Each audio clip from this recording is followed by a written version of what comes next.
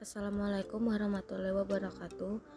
Kami di sini akan mempresentasikan tentang hubungan dengan Dewan Komisaris dan Komite Audit.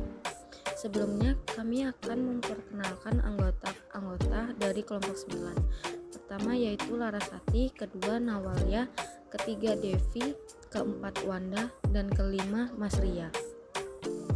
Materi yang akan kita presentasikan yaitu pertama tanggung jawab Dewan Komisaria, kedua Komite Audit, ketiga akte Komite Audit, keempat hubungan dengan Komite Audit, dan kelima hubungan pelaporan dan pengawasan dari Komite Audit.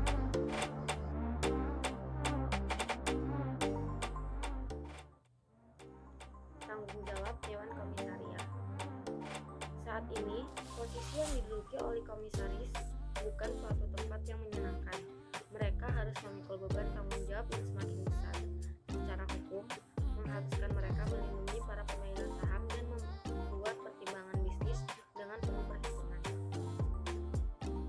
Tidak hanya memberikan cap stempel begitu saja pada keputusan para manajemen eksekutif. Perubahan sikap atas tanggung jawab posisi komisaris ini mengharuskan Dewan Komisaris menyimak dengan usulan-usulan manajemen.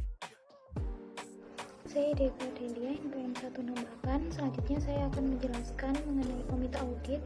Komite Audit dapat membantu Dewan Komisaris mereka secara keseluruhan dalam masalah-masalah yang berkaitan dengan laporan keuangan dan kontrol atas operasi keuangan. Mereka juga dapat memperkuat posisi manajemen dengan memberikan keyakinan bahwa seluruh langkah-langkah yang mungkin dilakukan telah diambil untuk memberikan penelaahan independen atas kebijakan-kebijakan keuangan dan operasi manajemen. Hal ini merupakan sesuatu yang baik bagi perusahaan dan juga bagi masyarakat. Saya Laras akan menjelaskan slide mengenai Akta Komite Audit. Menurut standar from the Professional Practice International Auditing menyatakan bahwa tujuan, kewenangan, dan tanggung jawab dari aktivitas audit internal hendaknya ditegaskan secara formal di dalam sebuah akta yang konsisten terhadap standar dan disetujui oleh Dewan Komisaris. Menurut Practice Advisor 101 menyatakan bahwa sebuah akta hendaknya menetapkan posisi dari aktiva audit internal di dalam organisasi, memberikan wewenang untuk mengakses catatan-catatan, karyawan, dan harta-harta fisik yang relevan terhadap pelaksanaan penugasan dan menetapkan lingkup aktivitas audit internal.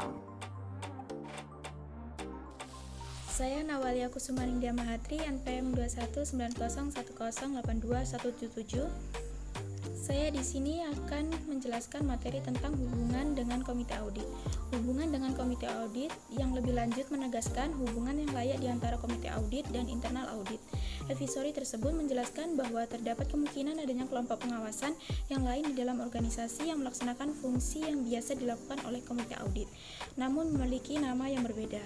Kelompok tersebut hendaknya dipertimbangkan sebagai entitas pengawasan audit yang mana Direktur Audit sebaiknya memberikan bantuannya untuk memastikan bahwa aktivitas dan proses yang telah mereka lakukan berjalan dengan benar. Yang kedua, memastikan bahwa akta, peranan, dan aktivitas dari audit internal telah jelas dimengerti dan responsif terhadap kebutuhan dari Komite Audit dan Dewan. Yang ketiga, memelihara komunikasi yang terbuka dan efektif dengan Komite Audit dan ketuanya. Komite Audit akan berinterface dengan manajemen atau eksternal dan auditor internal. Interface yang lebih efektif dengan ketiga kelompok tersebut dapat tercapai jika diambil langkah sebagai berikut. Memberikan agenda rapat dengan lengkap kepada para anggota komite. Yang kedua, memastikan bahwa rapat dilakukan secara informatif dan terus terang. Yang ketiga, memastikan bahwa seluruh laporan keuangan dan dokumen SEC yang relevan secara rutin didistribusikan kepada para anggota komite. Yang keempat, melakukan usaha terus-menerus untuk memperkenalkan para anggota komite dengan operasi organisasi. Yang kelima, mendapatkan informasi yang objektif dari auditor eksternal dan internal. Yang keenam, menyediakan sumber daya yang memadai agar fungsi dapat berjalan dengan efektif. Materi selanjutnya akan dijelaskan oleh teman saya. Saya Mas Ria akan menjelaskan tentang hubungan pelaporan dan pengawasan dari Komite Audit. Yang pertama, hubungan pelaporan, pembebasan tanggung jawab secara efektif dari audit internal dalam masalah-masalah yang berkaitan dengan pelaporan keuangan.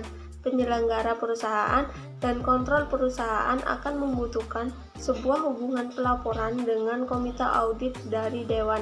Hubungan ini hendaknya memastikan adanya akses yang tidak terbatas dari Direktur Audit kepada komite. Yang kedua, hubungan pengawasan. Komite audit hendaknya melakukan sebuah peran pengawasan aktif sehubung dengan aktivitas audit internal untuk memastikan bahwa fungsi audit internal telah seimbang. Komite sebaiknya mempertimbangkan pertama, filosofi audit dari perusahaan, kedua, independensi audit perusahaan, yang ketiga, masalah-masalah logistik seperti jumlah dan lokasi staf.